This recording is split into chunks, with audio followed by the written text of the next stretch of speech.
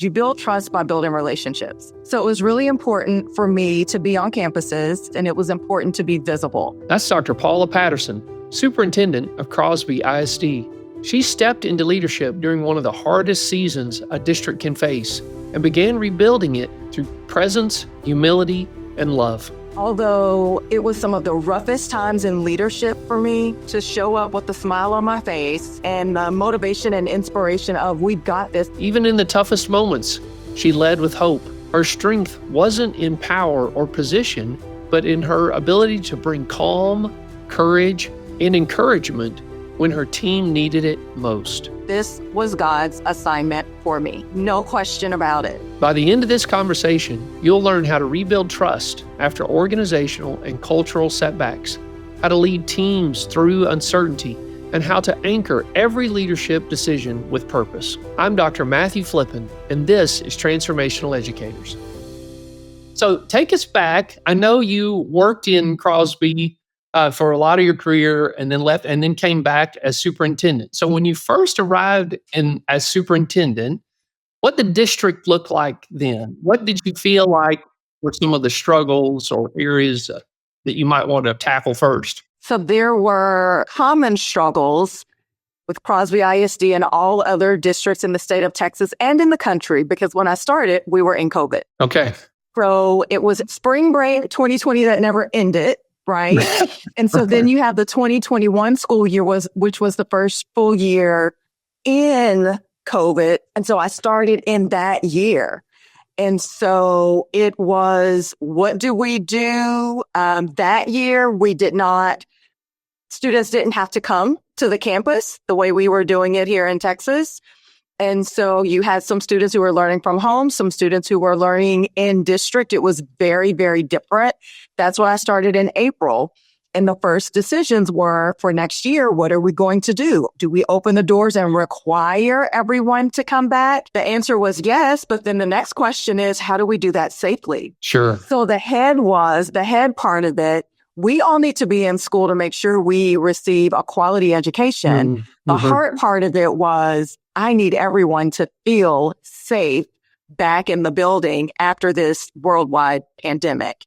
And so those were a few of the just odd things that we all were dealing with at that time. But Crosby ISD was also in a little different of a situation. We were in the middle of coming out of some financial difficulties that we had had a few years prior. And so we were on our way to coming out of that and recovery from that, change in leadership.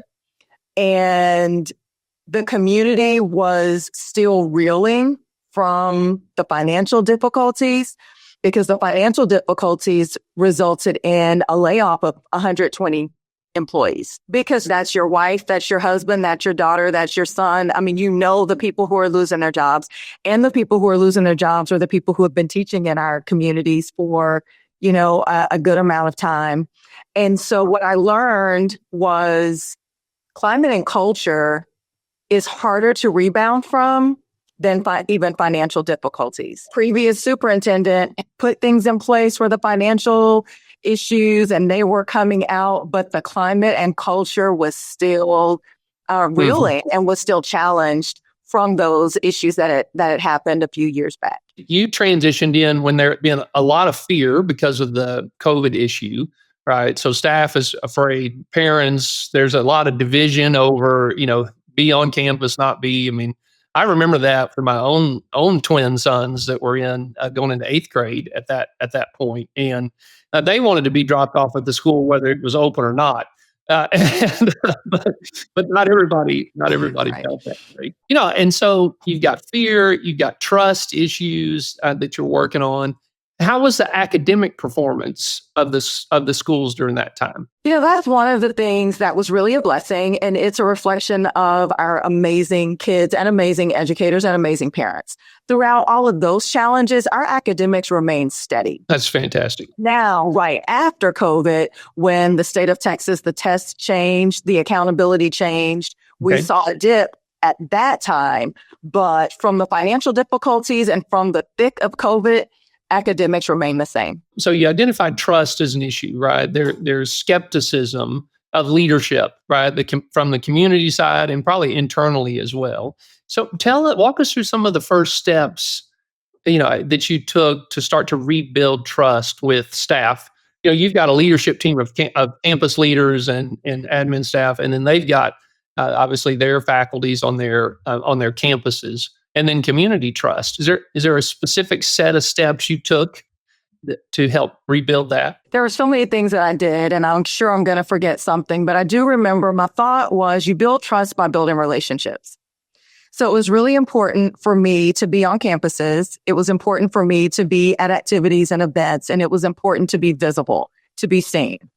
It also was important to me how you're seen, how you show up. And although it was some of the roughest times in leadership for me, to show up with a smile on my face and the warm feeling and the motivation and inspiration of we've got this. I know it's hard. Acknowledging, I know this is hard, but we can do this, guys. We've got it. Together we can make it. And so I really just tried to be that calm and that sense of peace and also joy. I'm not going to walk around looking depressed. There's a lot of things that can have me depressed about what's going on, but we've got this. And it was just really kind of renewing the spirit and the pride that used to be here. One of the things that actually was a plus is I am from Crosby, born and raised, alumni. I have lived here. I lived here all of my childhood. Went away for college, maybe first 2 years of adult, 2 or 3 years. I lived in Houston, and then I moved back, and I chose to raise my children in the same community, right? That was a choice as an adult to move back and raise a family here. And so the positive of that, I felt everything. I felt and knew everything we were going through. So when the rift happened, my sons lost teachers. I mean, I was in the thick of it. And so sitting in this seat, I had all of those emotions. I had the emotions of the experience of when times were great. And when it was great, it was great. Everybody loved each other. We loved our communities. Our communities loved our district. I mean, we were on fire. So I knew what it was. And I also was in the community living here and was a parent when it went bad. And so I had that emotion. And really, when I came into the job, it was, we're going to reclaim what we were and be even better.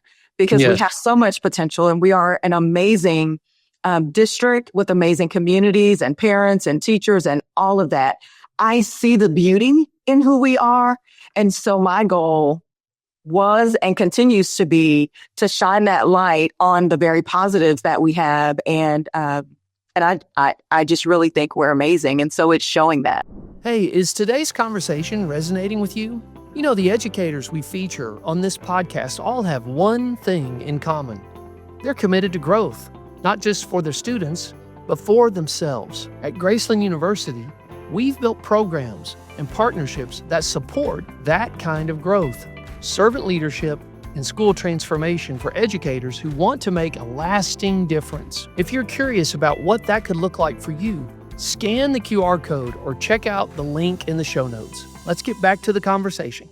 Servant leadership often starts with a position of humility, right? I enter the room curious, knowing that there are things I can learn from anyone that's there, and I really want to take that approach. When you were in that, coming into Crosby again, working through this hard, 18, 24 months, it was really hard. No, 5 years. 5 years. Okay, 5 years. I hope you're in the smoother part right now, but at least we're not wearing masks and fighting over that. That is true. That is true. Is there a time you can think about where you really had to be humble over flexing authority? Is there an event that stands out? What comes to mind, one of the toughest times for me, there have been a lot of tough times.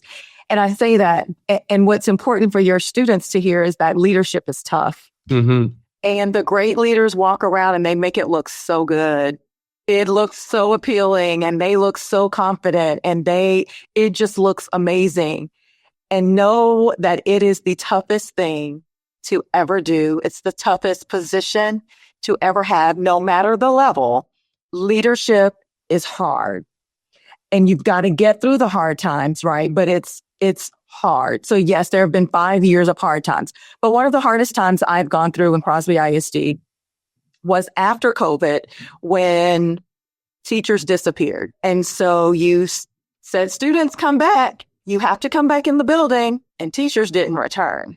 Wow. And it was a nationwide crisis of teachers. Mm-hmm. So for the students sitting in your class who want to be principals, so imagine you're on a campus and you have all 700 of your students or 1,000 or whatever, and you don't have enough teachers, but the students are there. So you have to figure it out. And the first year of that experience was not good because we had teachers in our classrooms, quite simply, if you're breathing and you want to teach, can you start now? And that's not good for students. Sure. Right. And so we were left with, I was left with, what are we going to do to find teachers? And one of the things we did was explore a hybrid 4-day calendar. And it was the toughest leadership time for me because change is hard. And that's a significant change. And it was hard for people to wrap their minds around, for people to support. Although I did have a majority that supported the move, you have the loud minority, right? And they're so very loud and they make you think that that's everybody and what everyone feels. Mm-hmm. But to get to the humility question, when I was going down that road of, guys, I think going to a 4-day hybrid calendar will help us recruit and retain exceptional teachers for our students. My plan, me and my team, we wanted Mondays off because once a month we do PD. So it was all about students because if you have professional development on Monday, you're ready to roll it out next day on Tuesday. As opposed to a Friday, you have the weekend, you come on Monday, you don't remember what we talked about on Friday. So academically, we felt professional development on Monday, roll it out on Tuesday. That's great instruction. We're ready to go. And I was getting, negative feedback on everything, on the whole plan. And what I started to hear, a lot of parents were saying, well, Mondays, it came, every potential concern, we found a solution for. And so then it became, well, Mondays just aren't good. They aren't good days. If it were on Friday, it would be better because I work from home on Fridays or I'm off on Fridays. And I, as superintendent, could have said, no, we want Mondays. We think it's best academically. We're going with Mondays. Sure. Instead, I listened to the feedback because really what I needed was a 4-day week to recruit and retain exceptional teachers for our students. Right. That was the goal. Right. Should I fight and flex, right? And do the authority of it's what I say and it's going to be Mondays? Or do I listen to what you're saying and have a little heart and humility in that it really would work best for me and my family if it were on this day? And so I changed it. So Fridays are our days off. Yeah. And I told him, I heard your feedback. I get it. I don't want to, completely wreck your lives. And so I want to work with you. And so we'll change the day. And we changed to Friday instead of Monday. That's great. That's great.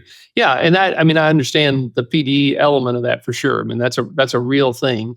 But I think that being able to give in that way and listen and respond to that, I'm sure that was a win.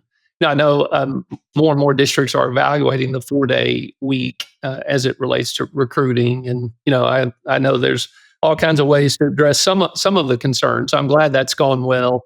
That was not an easy decision, but when you look at the big picture of you got to have great teachers, and so how do we adjust our plan so that we can accommodate that.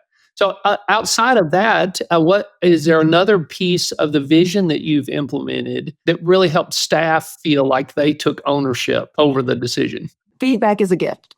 Yes, of course. And I know they get so tired of them, but I send surveys out. I want to know your thoughts.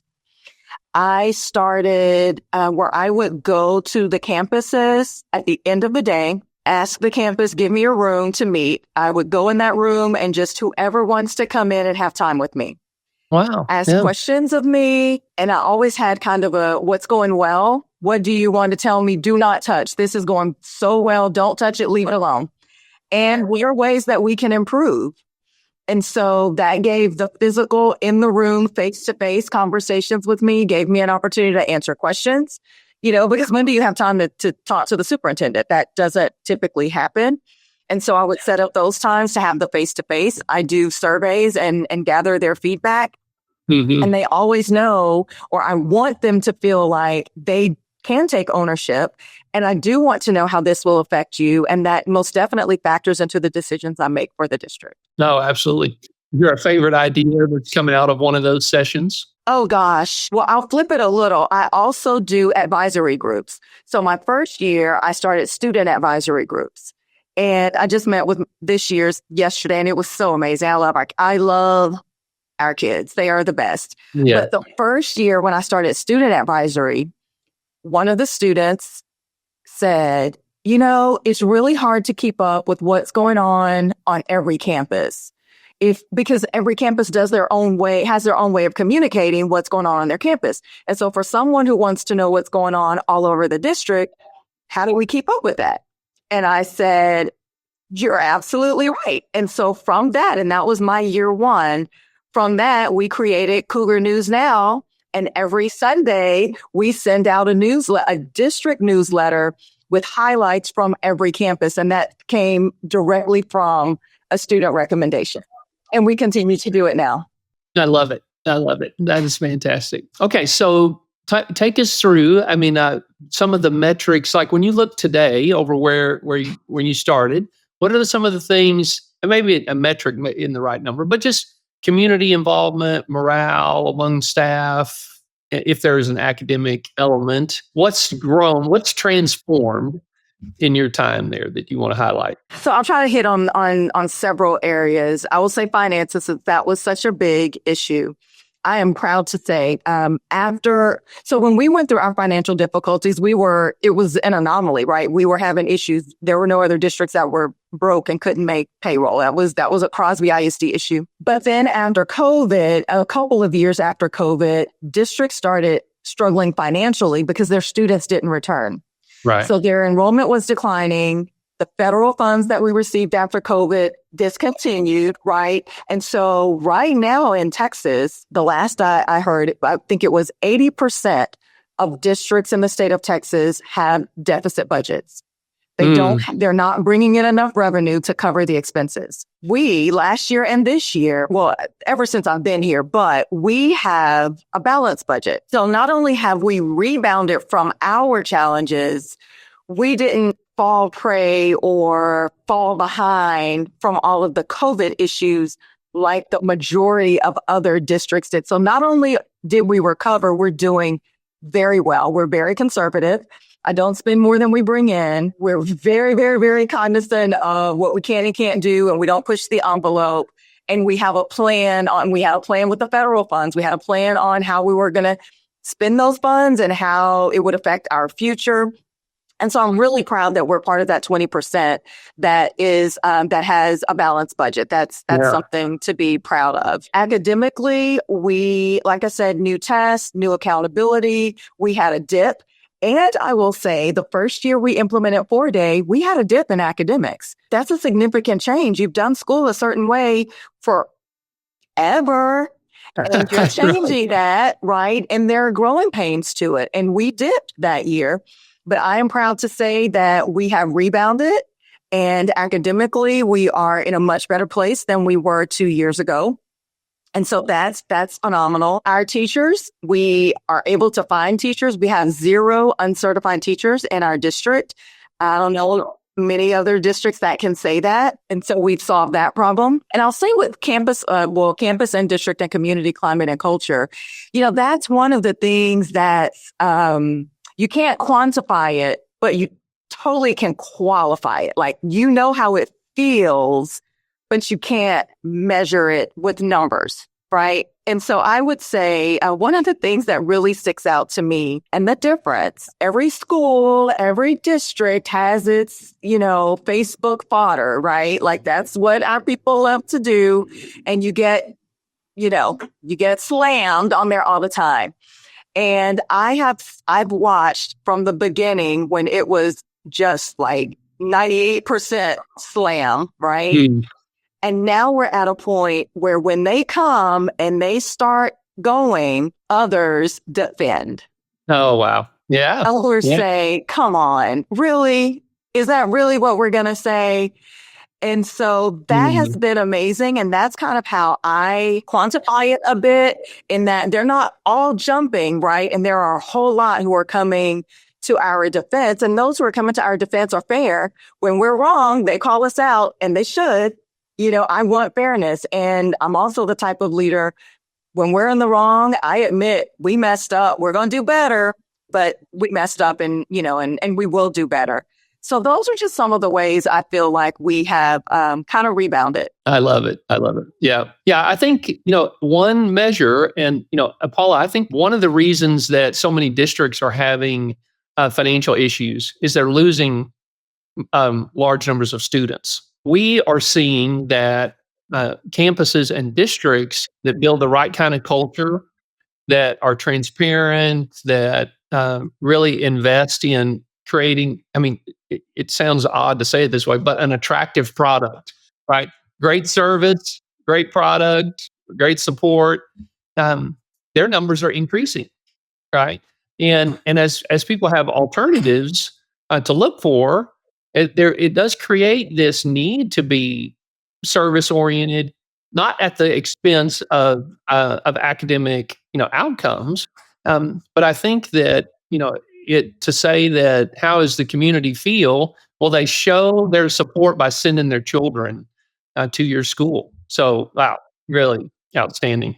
During this season, is there any story about a staff member or maybe a student that really touches your heart, was part of this process of transformation, that you'd like to share? There are two people who come to mind, and both were very, very loud in the community, anti-Paula Patterson. And for each of them, the way I won them over was not by trying to win them over.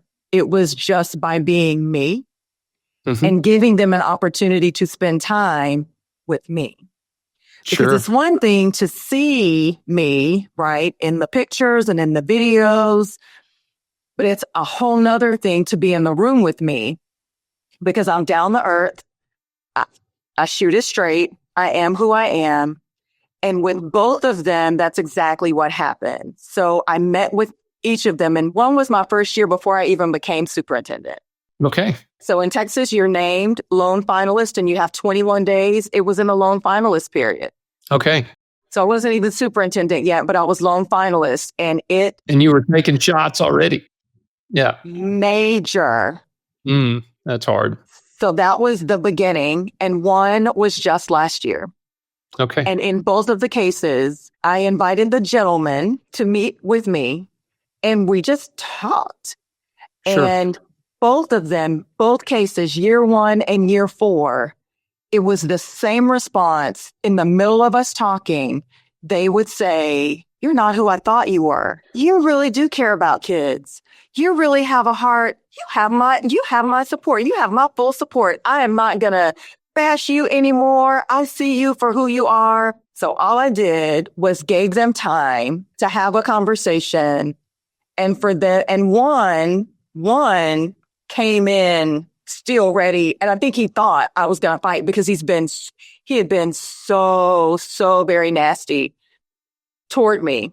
Right. And he even commented, "I know you hate me." And I was like, "No, I don't. And I'm glad you came in, because, let's talk it out. Let's talk these things out."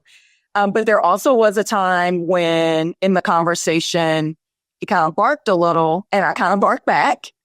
So he got to see the hard side, but also the loving, and, like, I can be both, but you're not going to walk over me.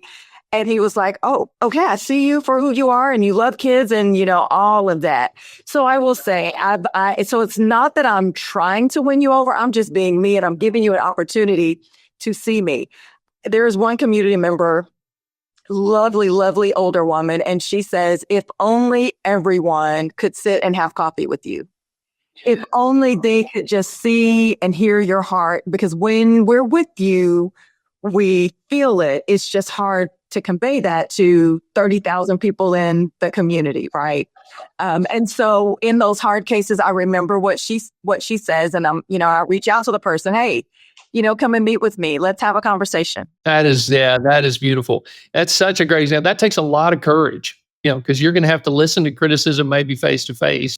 But it's also great to hear that they took you up on the offer and that they did come and sit down. Some people hide in the shadows and criticize, but to really step forward and do that. And then obviously just to see, your love for people, and the community, all of that. I mean, and it's not just that. You also have sound strategy. Your tactics are well thought through. And so it's this whole package that, like you said, 30,000 coffees might be too much, but finding those that are loudest and spending time with them. Yeah, that's really beautiful. Paula, is there any habits or spiritual disciplines that really help you stay grounded through all of this that you face in this leadership role? Oh, since you asked, I'm going to answer it. I'm answering, genuinely. I could not do this work without God. That's my spiritual base. I have a practice every morning. I start a workout, a little workout. I do a more intense workout in the afternoon, but I work out in the morning just to get the blood flowing. Even if it's just treadmill. And then I spend time reading a devotional, reading my Bible, praying. That prepares me for the day. And so that's my morning routine. I know beyond a shadow of a doubt, I'm 110% sure that this was God's assignment for me. 100%. No question about it. I don't know if his assignment or if I'm called to any other district, but I know he called me to Crosby ISD to be the superintendent of schools for now, right? Yeah. And so that helps me when things come my way, because again, it is hard. It doesn't matter what I'm going through. It doesn't matter what challenges we're facing. I know I'm called to this. I know he is with me, and he gives me the strength.